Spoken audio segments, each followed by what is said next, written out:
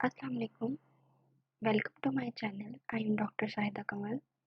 आज का टॉपिक है ओव्यूलेशन टाइम और डेट, यानी कि जो अंडा जब ओवरी से निकलता है तो उसका दुरुस्त अंदाज़ा, जो उसका वक्त है उसका अंदाज़ा लगाना।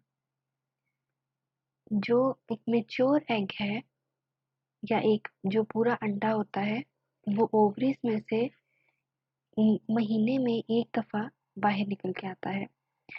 एक मंथ में, एक महीने में एक ओवरी एक्टिव होती है और दूसरे में दूसरी। जब आप यूट्रस को समझें तो ओवरीज के पास फलोपियन ट्यूब्स हैं और हेयर्स होते हैं। जब अंडा ओवरी में से निकलता है तो ये जो हेयर्स हैं ये इसको यूट्रस तक लेके जाते हैं। बाज़ दफ़ा ये हेयर्स वीक होते हैं जिसकी वजह से यूट्रस तक एग नहीं जा पाता। स्टैंडर्ड जो हमारा मेंसेस का साइकिल है, मेंस्ट्रुएशन साइकिल, वो 28 दिन का होता है। यानी जो माहवारी है वो 28 दिन की होती है, लेकिन कुछ एवरेज के तौर पे कुछ लड़कियों में ये 21 से 26 दिन का भी हो सकता है। इस पूरे साइकिल में आपको अंदाज़ा लगाना है कि जब एग निकल के आता है तो उस वक्त स्पर्म का मौजूद होना ज़रूरी है, वरना फर्टिलाइजेशन नहीं होती और प्रेगनेंसी नहीं होती। इसका सबसे पहला तरीका है वो है आप कैलेंडर के ज़रिए इसको कैलकुलेट कर सकती हैं।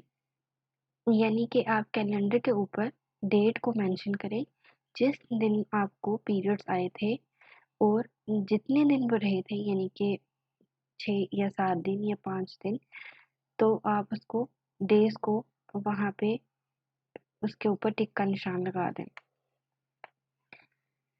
जब अगले महीने आपको जिस डेट पे पहले मेंसेस आए थे उससे एक दिन पहले आपका साइकिल कंप्लीट होगा। जैसे कि आप अगर इसको अंदाज़ा लगाती जाएं तो हर महीने आपका कभी 28, कभी 27 और कभी 30 दिन का साइकिल होगा। इसके लिए आप कोई ऐप्स वगैरह आजकल जो मोबाइल्स में होती हैं वो भी यूज़ कर सकती हैं। जैसे कि फ्लो एक ऐप है, उसके थ्रू भी आप निकाल सकती हैं।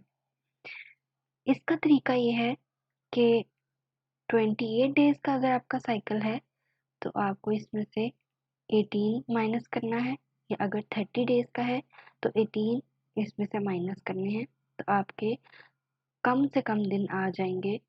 और अगर आप 28 या 30 को 11 में से माइनस करती हैं तो आपके मैक्सिमम डेज़ आ जाएंगे। यानी कि आपके पास कुछ दिन आ जाएंगे, 6 से 7 दिन, जो आपको बताएंगे कि ये आपके फर्टाइल डेज हैं। दूसरा तरीका जो इसको निकालने का मेथड है, नंबर 2 मेथड, वो है सर्वाइकल म्यूकस।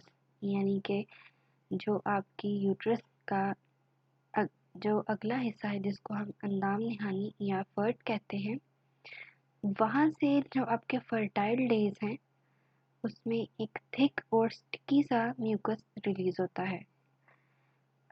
नॉर्मल दिनों में आप महसूस करेंगी कि आपकी बॉडी ड्राई थी, लेकिन जब आपके फर्टाइल डेज आएंगे तो एक ख़ास किस्म का सफ़ेद कलर का मादा निकलता है जो कि थोड़ा स्टिकी और थिक होता है।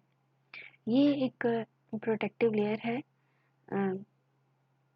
ये आपका इन दिनों में ज़्यादा होता है, इसलिए इससे आपको अंदाज़ा हो जाएगा कि ये आपके फर्टाइल डेज हैं। तीसरा मेथड है बॉडी बेसल टेम्परेचर, इसको बीबीटी भी कहते हैं।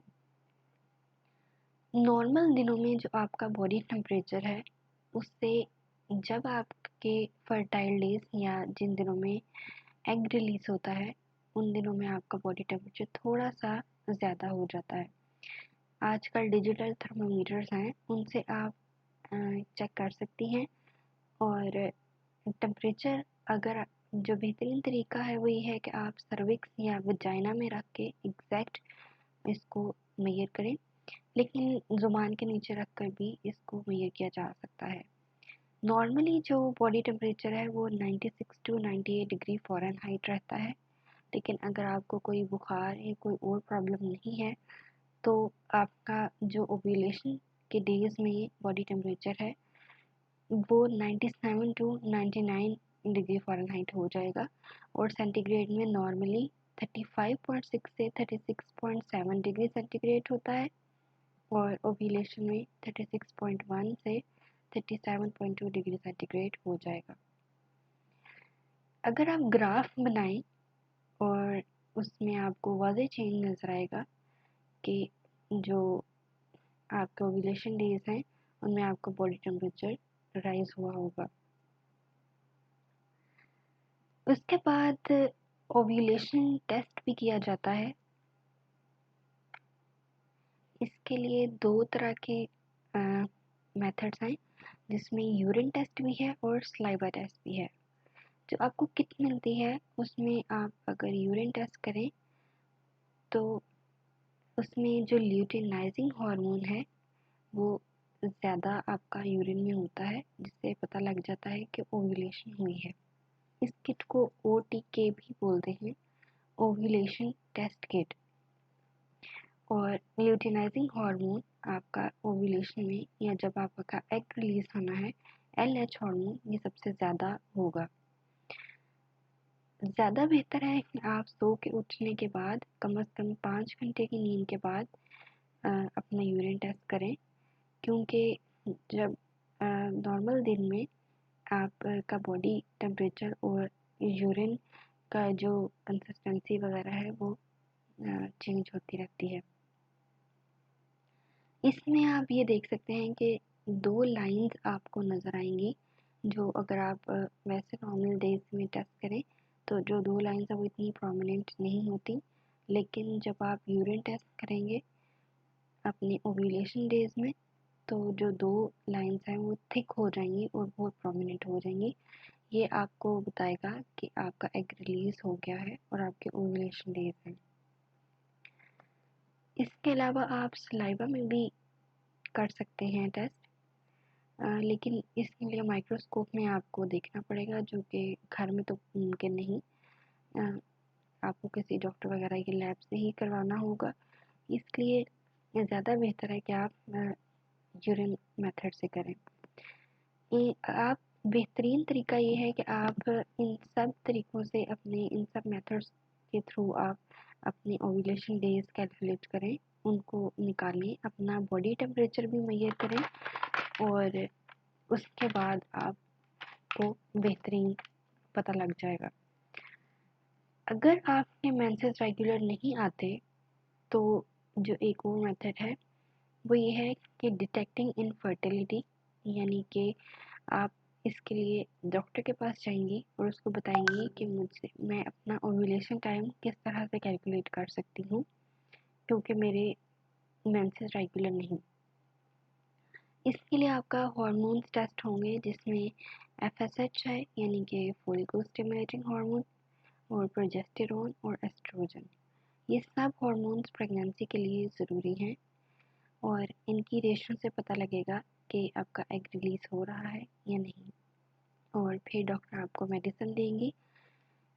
इसके लिए ज़रूरी है कि आप अपने मेल पार्टनर को भी चेकअप करवाएं, ताकि उनका भी पता लगे कि स्पर्म्स हेल्दी हैं या नहीं,